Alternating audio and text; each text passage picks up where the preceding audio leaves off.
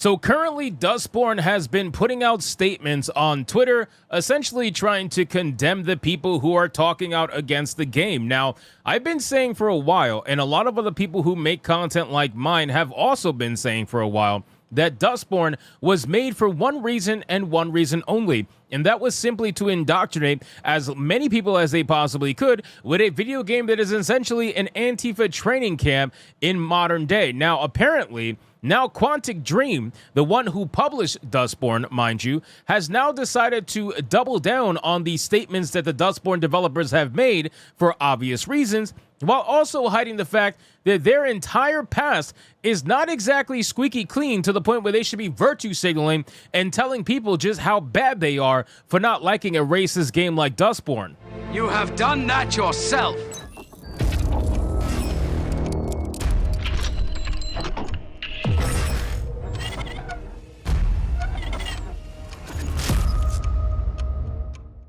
Now, we have an article here from SmashJT.com going over details about Quantic Dream's very strange workplace history and being exposed as the blame game backfires over Dustborn. So let's get into this article from SmashJT.com. But of course, before we do, if you are new here, just consider hitting that subscribe button. I would greatly appreciate it, and like the video to push us out into that YouTube algorithm.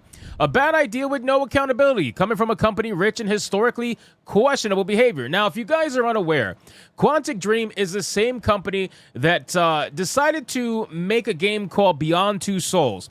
And this game starred back then Ellen Page before they decided to go down a very weird rabbit hole of mental, strange behavior, let's just say. But apparently Ellen Page's body was made nude in the game, mind you. And I remember when this happened. The character was made nude in the game, but was never actually used in the game, right? They made an entirely nude model of Ellen Page, never once used that actual nude model in the video game, and yet somehow, some way, that particular model from within Quantic Dream got released to the public and leaked for everyone to see Ellen Page's nudes. So apparently, Quantic Dream, essentially by, association, has leaked Ellen Page's nudes in the past, and they want to sit here and try to pretend to be morally superior. Why? Because they support a game that they already knew from the jump was going to be divisive?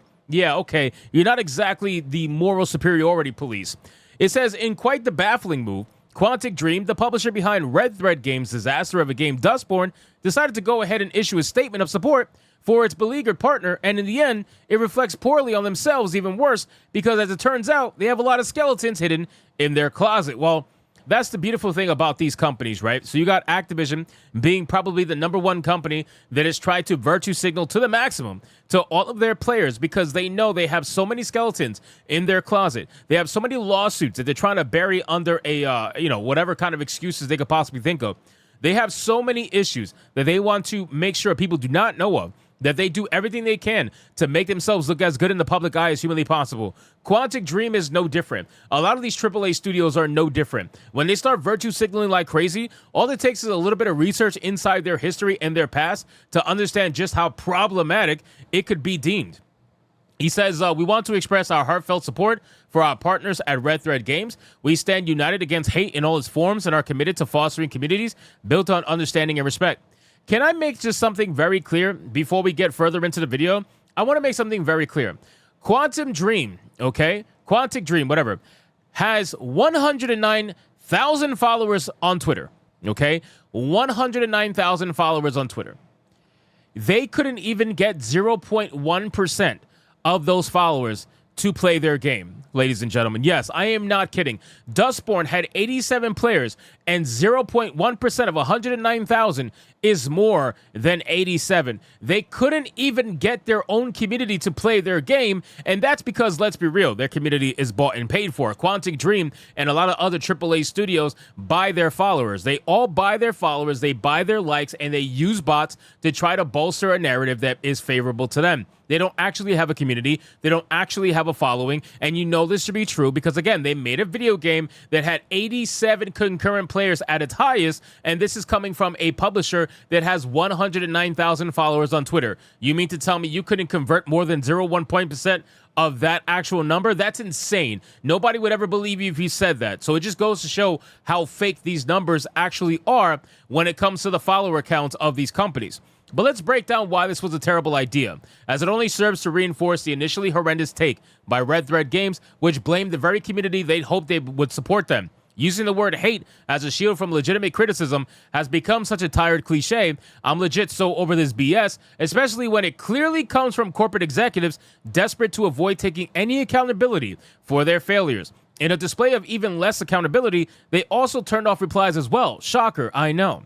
Now, here's the most amazing thing. So both Red Thread Games and Quantic Dream were making these statements saying, oh, you know, we're totally okay with open discourse. We're totally okay with conversation. If you guys are so okay with conversation, why do you lock down your threads? Why do you constantly lock down replies? Why do you do everything you possibly can to try to sway the narrative in your direction? It's obvious, right? You guys financially benefit from this. You financially benefit from people believing that they are oppressed. You financially benefit from people being victims mentally, and you hope to continue that train so that you can sell them products that talk to them about their victimhood. It's a ridiculous grift, but that's exactly what it is. What this all always boils down to is money. Executives are scrambling for excuses. That's 100% true. Jumping at the opportunity to accuse the community of being hateful instead of owning up to their mistakes. It's a horrible approach with, you guessed it, zero accountability. Are we sending a trend? Let's not miss how they were called out by Bass Player LLC, who comically asked the following. You have 109,000 followers on Twitter. Why didn't any of them play that game? That's a great fucking question. Do you think he's going to get an answer? Absolutely not. Absolutely not. He's not going to get an answer at all. No, but none of us are going to get an answer. 109,000 followers on Twitter, and none of them played Dustborn. Nobody of following Quantic played Dustborn. It goes to show that either the followers that Quantic has is extremely fake, which is very likely, or that the modern audience doesn't exist, which, guess what, is very likely. Either or, take your pick to whatever one you want, but it's not looking very good for you. A great question, and one that Quantic Dream would surely see as a direct, hateful attack, further proving how disconnected they are from reality of their own failures. The gaming community is your customer. Redirecting your failures at them only serves to destroy your own brand even further. My quote tweet to them was the following. Sit this one out, Quantic Dream. Red Thread did enough damage to their brand by locking replies on the initial post. You doing it as well isn't the sort of iconic solidarity that you think it is. Well, these kind of people live for that stuff, right? They live for that stuff because this is what gets them off, right? It's always the white executives. Look at this. Every single one of them, white. These are the people who try to talk about diversity, equity, and inclusion, and yet they're the ones who are the least diverse of them all. And then it says they have a problematic past. So again, I touched on it a little bit of their problematic past, but we'll read this excerpt right here from Smash AT. It says, for Beyond Two Souls Cage literally stole family photos of Ellen Page, now Elliot Page, to capture her likeness at a young age, showing the extent of his so-called order of ambitions. Then we have the leaked nudes of Ellen Page that were never used in game, but yet still created and then leaked. It's very, very questionable. If you look here, it says Stonestring says good at trivial tasks. This was 6 years ago. Good at trivial tasks. I mean, you kind of need to accurately model a butt for a naked scene, but genitals and nipples are rarely needed. This person, Haichan, says this. The fact that people don't realize that and still try to defend Cage by thinking that modeling nipples and genitals have any practical reason other than to allow someone to see it. It's honestly upsetting. Like, ironically enough, it could have been a logical explanation if there was any actual nude scene in Beyond Two Souls. The fact that these assets are never seen by the player makes this really hard to explain. Guys, seriously, this isn't just Kenny levels of hating someone because Zabatsu told so. This is something that has no logical explanation other than the creepiest one. And if you look at these pictures here, you can see the censored photos that were released or somehow leaked from Quantic Dream. So again, guys, this company is trying to sit here and pretend to be morally superior. And these are the same people who not only made a nude model of Ellen Page that wasn't even utilized, but then decided to leak the said model somehow, some way. You know somebody leaked it because you are the guys that made it. So how did anybody else get their hands on it? It had to be one of you. So Quantic Dreams leaked nude pictures of Ellen Page, and they're trying to sit here and pretend like they're so morally superior for standing against hate. Yeah.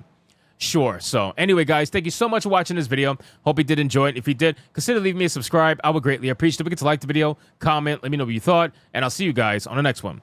Hypnotic out.